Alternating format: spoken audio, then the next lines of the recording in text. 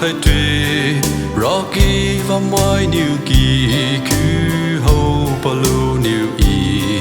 là dư châu lúa ý Deiphao hơn môi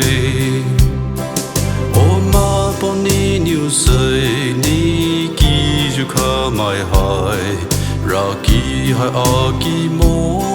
show ý đại số lại Rocky và mai nhiều kỳ cứ hậu bà lưu nhiều ý là dư châu lúa Deiphao hi hơn môi để đi à vui nhiều lỡ chỉ dù after bê ý bê bao giờ lỡ mô cứ để tao lại môi Rocky cái cứ hậu bà thì nhiều chú ý cô bê thì hai châu lúa Deiphao hi hơn môi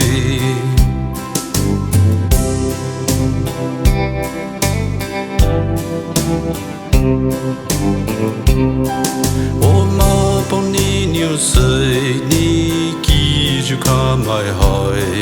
Rocky hai ở kỳ mô